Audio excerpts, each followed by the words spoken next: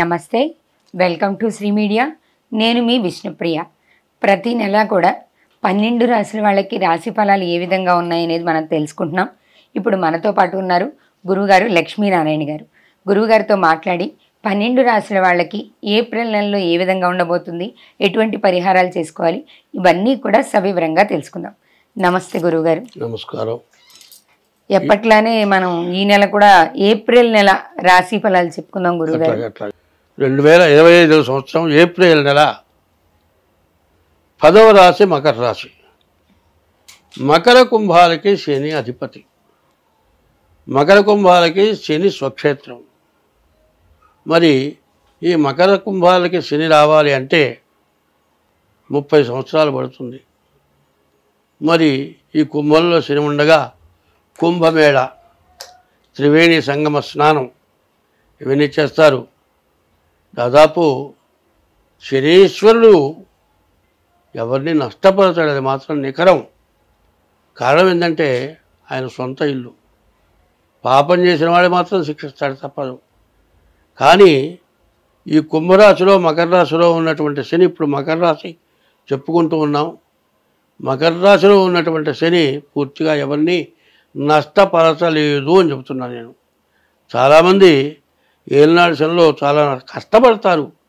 కష్టపడటం సహజం. ఎందుకంటే ఓ నెలలో సంపాదిస్తాం, ఓ నెలలో సంపాదన ఉండదు. వచ్చిన సంపాదన జాగ్రత్త గలవాడైతే 2 నెలలు పెట్టుకు తింటాడు. ఓ సంవత్సరం సంపాదన లేదు, ఓ సంవత్సరం సంపాదన వచ్చింది.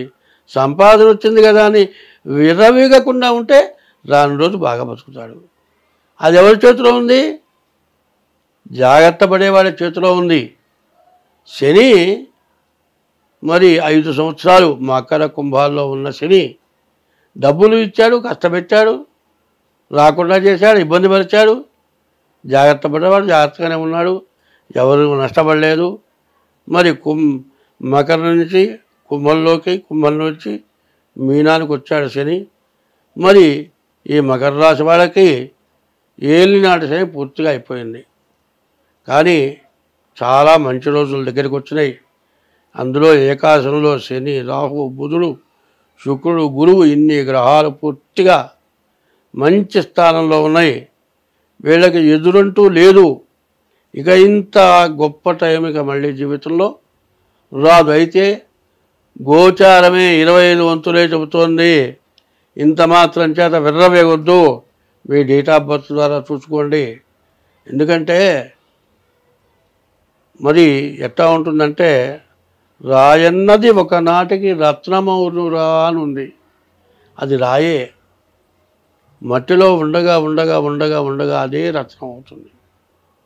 అట్లాగే ఈ టైము మంచి టైము, రాయే రత్నం అయ్యే టైము.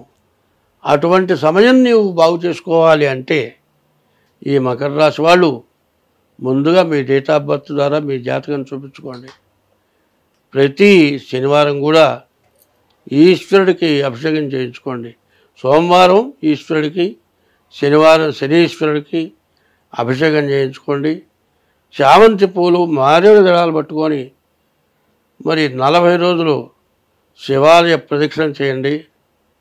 దాదాపు 100 మందిలో 1000 మందిలో 5 కూడా నష్టపడలేదంట మకర కుంభరాశుల వాళ్ళు. ఒకవేళ నష్టపడ్డా మళ్ళీ తిరిగి లాభం సంపాదించే ఉంటారు. కాదండి ఇప్పటికి మాకు ఏమీ లేదు, మొత్తం పోయిందన్నా సరే ఈ రాశి వాళ్ళు చామంతి పూలు, మారేడు దళాలు పట్టుకొని శివాలయంలో ప్రదక్షిణ చేసి శనివారం ఈ శనికి, సోమవారం ఈశ్వరుడికి అభిషేకం చేయించుకుంటూ బియ్యపు రవ్వ, పంచదార మరి పుట్టల వెంబడి వేస్తూ ఉంటే మీకు సమస్యలన్నీ పోతాయి. మీ జాతకం చూపించుకొని ఏ దోషం ఉందో ఆ దోషాన్ని నివృత్తి చేసుకోండి. మీరు మీ అంత ఐశ్వర్యవంతులు ఎవరు కారు. అంత బాగుపడేటువంటి సమయం వచ్చింది మకర రాశికి. స్వస్తి.